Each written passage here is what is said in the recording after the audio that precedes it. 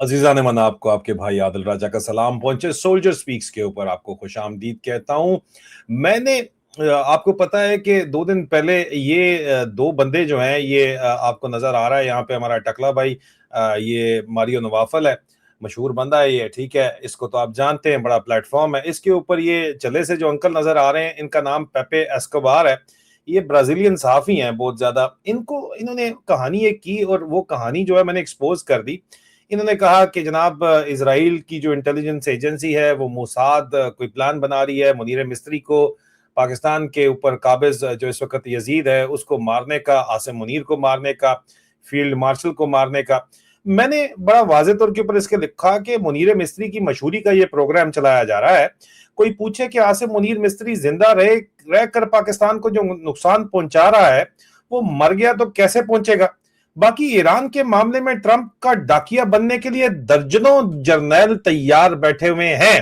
अब मैंने ये बात तो कर दी, आप यकीन जाने इसके ऊपर बेतहाशा कई सौ के करीब जो है वो अकाउंट्स आए, 0 फॉलोवर, 1 फॉलोवर, 2 फॉलोवर, और आके वाहियात बकवास कई सौ की तादाद में की। लेकिन एक्स को यहाँ पे जहाँ पे आप तनकीद का निशाना बनाते हैं वहां पे उनको हम खराज तहसीन भी पेश करते हैं कि उन्होंने हाइड एंड ब्लॉक का फीचर रखा हुआ है। तो पूरी की पूरी ट्रोल फैक्ट्री जो है उसके कई सौ अकाउंट्स हम इकट्ठे नकारा बना देते हैं। लेकिन इतना यार रोला पड़ा हुआ क्या है, क्योंकि जाहिर बात है कि ये बयानियां चलाने की कोशिश की गई और अब तो इनके हाथ पैर फूल गए। अभी तो कह रहे नहीं नहीं नहीं, ऐसी कोई बात ही नहीं है। वो पेपे एस्कोबार, ये चल्ला सा जो चाचा आपको दिखाया था, इसको ख्वाब तो नहीं आया था। सवाल तो ये है इसको किसने बताया था। और ये बड़े अरसे से हमेशा पाकिस्तान की फौजी एस्टेब्लिशमेंट को सपोर्ट करता चला आया है। तो इसलिए मैं आपको आज एक्सक्लूसिव, फिर मेरी जो इन्वेस्टिगेशन मैंने इसके ऊपर की, मेरी कन्वर्सेशन हुई, वो मैं शेयर करने जा रहा हूं। अब क्योंकि ये जो पिछले कई दिनों से अब सोशल मीडिया के ऊपर ये कहानी बहुत एग्रेसिवली सर्कुलेट कर रही है कि जनाब कहा गया कि स्विट्जरलैंड में पीस टॉक्स के दौरान मोसाद ने जो है वो फील्ड मार्शल आसिम मुनीर को असैसिनेट करने का प्लान बनाया था और पाकिस्तान की मिलिट्री इंटेलिजेंस ने उसे इंटरसेप्ट कर लिया, ये कहा गया पेपे एस्कोबार की तरफ से, और उसको प्रमोट किया गया वो दूसरा हमारा गंजा भाई जो था मारियो की तरफ से। तो ये अब कहानी सुनकर जारी बात है जहन के अंदर सवाल आता है कि क्या वाकई इजराइल ऐसा करता।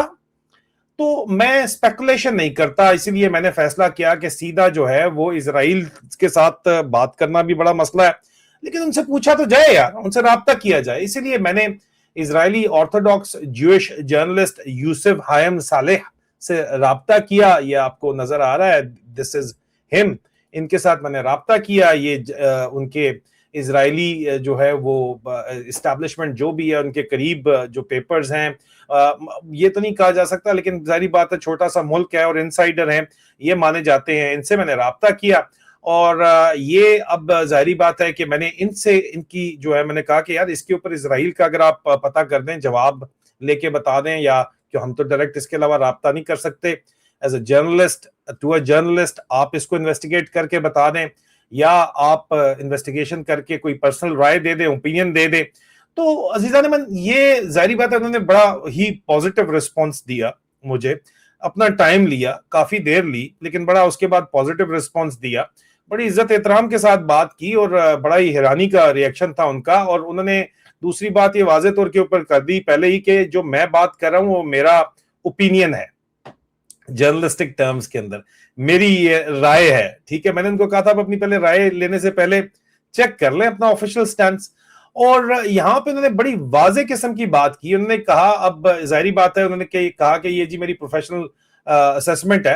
अब इसको मैं यहाँ पे वाजे कर दूं कि ऑफिशियल इजरायली हुकूमती पोजीशन के ऊपर मैं बात नहीं कर रहा, लेकिन उन्होंने कहा क्या, उन्होंने कहा कि जनाब उनके मुताबिक अगर सिर्फ आप ऑपरेशनल कैपेबिलिटी की बात करें, क्योंकि इल्जाम ये लगाया गया कि जनाब मोसाद मारना चाहती है मुनीर मिस्त्री को स्विट्जरलैंड में, तो उन्होंने कहा कि मोसाद के पास इतनी कैपेबिलिटी जरूर है कि अगर वो किसी को टारगेट करना चाहे, एलिमिनेट करना चाहे, बशमूल आसिम मुनीर को वो मारना चाहे, टारगेट करना चाहे, खात्मा करना चाहे, तो वो कर सकती है, ये उन्होंने कहा।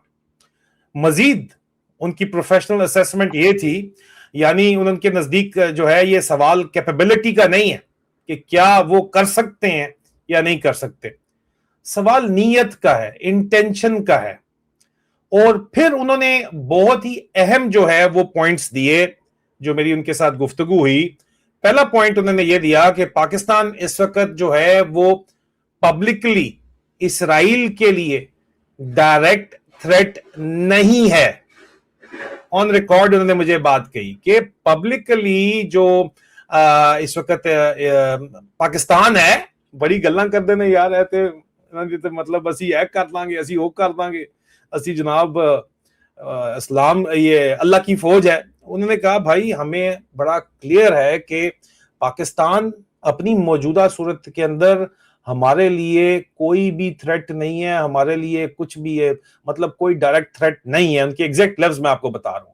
مزید انہوں نے مطلب کہا کہ یعنی اسرائیل کے پاس پاکستان کو ٹارگٹ کرنے کے لیے یا عاصم منیر کو ٹارگٹ کرنے کے لیے کوئی بھی واضح اسٹریٹجک موٹیو, کوئی مقصد نہیں ہے, کیونکہ یار وہ ہمارے لیے ان کا کوئی وہ خطرہ ہی نہیں ہے. پاکستان ہمارے لیے, عاصم منیر ہمارے لیے خطرہ ہی کوئی نہیں ہے جی. کہتے ہیں عاصم منیر ہمارے لیے خطرہ نہیں ہے. وہ کہتے ہیں کہ کوئی obvious اسٹریٹجک موٹیو نظر نہیں آتا تو ہم کیوں جا کے عاصم منیر کو جو ہے وہ ہٹ کریں گے. اب آپ خود کمنٹس میں بتا دیں یا خود سمجھ جائیں کہ اس کا کیا مطلب ہے. دوسری بات انہوں نے واضح کی, انہوں نے کہا کہ اسرائیل اس وقت آلریڈی ملٹیپل فرنٹس کے اوپر انگیج ہے. غزہ, لبنان, Syria, Iran, regional security challenges ہیں. تو ایسے میں پاکستان کے خلاف ایک نیا فرنٹ جو ہے وہ ہمیں کھولنے کی ضرورت نہیں ہے, کیونکہ پاکستان ہمارے لیے خطرہ ہی نہیں ہے. اور ان کے مطابق اسرائیل کے اسٹریٹجک انٹرسٹ کے یہ خلاف ہوگا. اور پھر انہوں نے ایک بڑی دلچسپ جملہ کیا اپنے لیے, اپنے منہ, اگر وہ میاں مٹھو بنے ہیں تو ان کی مرضی ہے, لیکن انہوں نے بڑا دلچسپ جملہ بولا. انہوں نے کہا کہ جی Israel is known to be a wise country, that is what he said, کہ اسرائیل جو ہے وہ سمجھدار ہے, وہ چلوں والے کام نہیں کرتا, وہ جو چلا بابا بات کر رہا تھا. یعنی ان کی اسیسمنٹ یہ ہے کہ کیپیبلٹی اور اسٹریٹجی دو الگ چیزیں ہیں. یہ انہوں نے بات کی. اور میں صرف ڈونٹ شوٹ دا میسنجر, کیونکہ حق اور سچ جو ہے وہ آپ تک پہنچنا چاہیے, نیریٹو کے اندر چھپنا نہیں چاہیے اس کرانڈو برگیڈ کے. اس لیے میں آپ کو بتا رہا ہوں. کیپیبلٹی انہوں نے کہا کہ ہونا اور کیپیبلٹی کا استعمال کرنا دونوں دو الگ چیزیں ہیں. ہمارے پاس یہ کیپیبلٹی موجود ہے لیکن ہمیں استعمال کرنے کی ضرورت ہی نہیں ہے, کیونکہ ہمارے لیے منیرہ مستری خطرہ نہیں ہے, ظاہری بات ہے. عزیزان یہاں پہ اب میں آپ سے سوال کرتا ہوں کہ اگر اسٹریٹجک لاجک ہی اس آپریشن کو سپورٹ نہیں کرتا تو پھر یہ سنسیشنل کہانی جو ہے یہ آئی کہاں سے, وہ بابے کو دی کس نے, اور ماریو نے جو ہے وہ ٹینڈ کروا کے چلائی کس طرح. بات یہ ہے.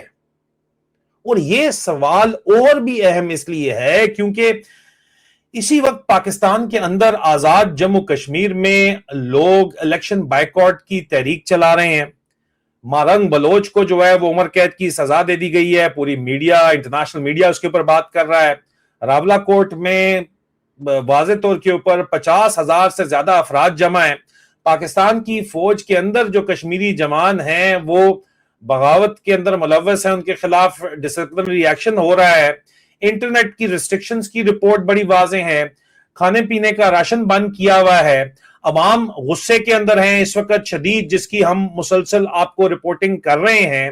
اور اس وقت جو ہے اب یہ خبر پھیلانا کہ جناب وہ چلا بابا آئے اور وہ یہ سٹوری پھیلا دے کہ یہ عاصم منیر کو اسرائیل مارنا چاہتا ہے, موساد مارنا چاہتا ہے, تو ظاہری بات ہے کہ آپ مجھے بتائیں کہ پھر یہ کس کا فائدہ ہے.